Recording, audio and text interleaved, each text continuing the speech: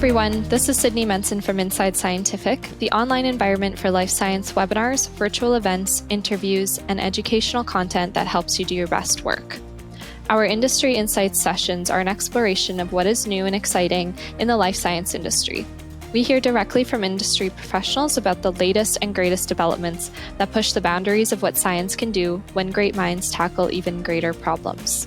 Today I'm speaking with Chris Rand, Sales and Marketing Manager at Aurora Scientific. Aurora Scientific supports the scientific community in its goal of research and discovery by providing precision instrumentation of the highest quality, design, construction, and functionality. Chris is going to give us some background information on Aurora Scientific and their journey within the preclinical research world and their advance into the neuroscience space. Let's find out what exciting new industry insights are coming from Aurora Scientific.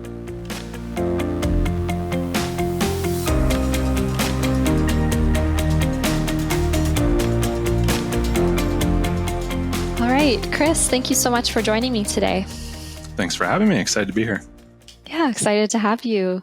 Let's get started with our first question of what is Aurora Scientific's origin story?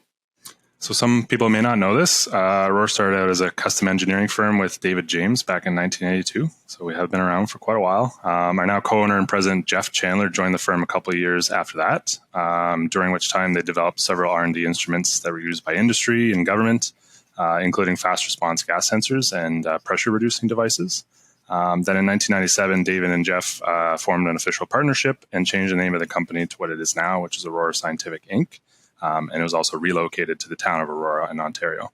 So really this idea of creating custom instruments that meet a specific need or a niche need is at the heart of who we are, and it's something we feel sets us apart. That's great. Yeah, I didn't know a lot of that actually, so that was really interesting. What was the product that launched Aurora Scientific into the preclinical space as a big player? Can you tell us a bit about that product and how it has evolved over the years? Absolutely. So shortly after David James retired in 2008, ownership was transferred to Jeff Chandler and Joan Chandler. And at that same time, we had the opportunity to acquire what we now call our dual mode lever, as well as a line of force transducers. So for us, this was a pivotal move to carve out a space in academia and become a big player in the field of physiology. We had formulated our muscle physiology systems around this lever system, which provides the unique ability to characterize muscle function in a dynamic way. So what I mean by that is it can assess contractility in a physiologically relevant way so that we can get a true sense of muscle quality when you're performing a lengthening contraction or when holding a constant load and measuring the power that the muscle produces. These parameters become more translatable than focusing strictly on isometric muscle function. So ultimately, we saw this as a valuable piece of the puzzle, providing functional measurements independent of animal behavior. So by removing that behavioral component, the researcher can get to the crux of the issue, which is basically functional improvements in muscle and neuromuscular disease. It also has the ability to measure muscle in a longitudinal manner, which allows researchers to assess those phenotypic changes as well as functional improvements over time in the same animal. We thought at the time that physiologists would be kind of the only lane it would be really useful for, not knowing the kind of impact it could have in neuroscience. And we've had the privilege of working with several researchers who've studied animal models of ALS or amyotrophic lateral sclerosis, spinal muscular atrophy, spinal cord injury, and other neurodegenerative disorders. Which is kind of funny because I did my grad studies in neurobiology, and I always thought throughout grad studies that neuroscientists, they focused heavily on the presynaptic side, motor neurons, central nervous system control, never really caring about downstream effects. And conversely, muscle physiologists were very focused on the postsynaptic side, the neuromuscular junction. So how the muscle works, what happens when it goes wrong. So this area, has really thrived in the last couple of years. With this interplay of loss of nerve function or maintenance of degradation of muscle function. So that's a field that's really grown for us over the years. Wow, that's fantastic. Muscle physiology is a big one, but as I mentioned before, you're diving into the neuroscience space. So how did the idea for the 300 CI mechanical stimulator come about, and what's their origin story for that product?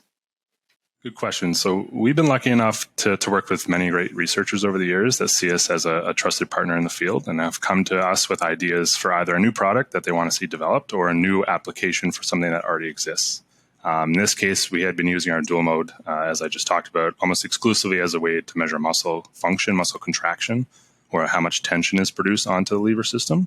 However, a group of researchers in the field of nociception, which is a study of pain, Doctors Susan Carlton, Ratten Bannock, and Jeffrey Bove, among others, had this idea of utilizing the power of the lever system to control and measure force and length to reliably apply a compressive load to a piece of tissue, something like a skin nerve rep, and measure the mechanical sensitivity and receptive fields of nociceptors. So for this, we simply modified the lever arm to become what we call an indenter arm, and we designed these Teflon tips that you can put on the end of a specific diameter. And from that, basically, the indenter was born, so our 300 CI.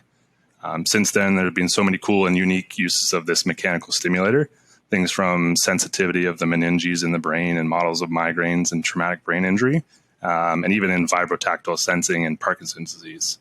So it's really cool to see and see what people have ideas for us. Yeah, that's amazing. Definitely anything that can help those, neuroscience, neurodegenerative disorders are super helpful, because those are huge in the field and we still don't have a cure. So anything to help that is really exciting. Absolutely. I'm a little bit biased because that's kind of what I did my studies in. So I've always been very, very interested in this kind of field. So that's great. Can you describe how an outdoor gas dispersion sensor became a trusted tool in the olfaction community? So I mentioned earlier that Jeff and David had worked on those fast response chemical sensors. So this was actually used to detect and map dispersion of gas released into the air from a central point. So if a gas cylinder was to release a piece of gas, how does that plume created from that gas cylinder move through the environment? How fast does it reach a certain distance, and what concentration does it get to from the source? So the sensor had been used for this application for years. But once again, a group of researchers in the field of olfaction, including Ring Cardet and Giovanni Galizia, came across the device and proposed a new application for it. So in olfaction, temporal resolution is paramount. Speed is everything, as the nervous system processes incoming orders at an incredible rate. So it's really important to be able to characterize the odor plume an animal senses to determine things like when does it get there, how long does it take to reach a stable concentration, what concentration does it reach, and how long until it dissipates back to baseline. All these questions are vital to olfaction researchers to validate their odor stimulus the animal is receiving and when. Even more so for those who study neuronal responses in the olfactory bulb, where you can line up the timing of when an odor stimulus reaches the animal and when the brain actually senses and processes that odorant. So this is what really has cemented the mini-pit as an invaluable tool in olfaction labs around the world. As the mini-pit grew in the field of olfaction, we realized that a lot of labs use it as a validation tool for an odor delivery system called olfactometer. These are often built in-house. They're really hard to maintain if you do build your own custom. And they're also difficult to find commercially. So we decided that in order to better serve these researchers and provide an easy-to-use, reliable tool, we commercialized an olfactometer designed by Dimitri Rinberg, who's at HHMI Junilia Farm. And that was originally called the 206A. We've since modified and improved upon this design on our latest 220. And this can easily integrate with our mini-pit, as well as other existing equipment that researchers are already implementing. Things like functional MRIs, behavioral mazes, and reward systems. So we're very excited about that. Wow, that's a lot. That's great. Fantastic. Let's move on to the future directions of Aurora Scientific. What's next? How do you see the company growing in the next few years? I think for Aurora, we've always taken pride in being a source of knowledge or a source of education that people can trust and partner with. So I think we'll continue to grow in that regard by providing more resources, things like virtual demos and webinars that we've been doing over the past several years. And of course, more learning opportunities for our clients to help them be successful. We've grown quite significantly over the last decade or so. We have offices now in Dublin and Hong Kong, and now 17 staff at the head office here in Aurora. Can't predict what the future holds. Nobody really can, but ultimately we're here to support scientific discovery and be a partner in the process. So by continuing to listen to the clients and addressing their needs, we can continue to grow into, like we've shown, new application areas, take an idea or a roadblock someone is having and turn it into a beneficial tool for some researchers. That's exciting. I'm looking forward to seeing what the future holds for you guys. As am I. Great. Thank you so much, Chris, for your time and your insights. It was a pleasure to have you with us. My pleasure. Thank you very much.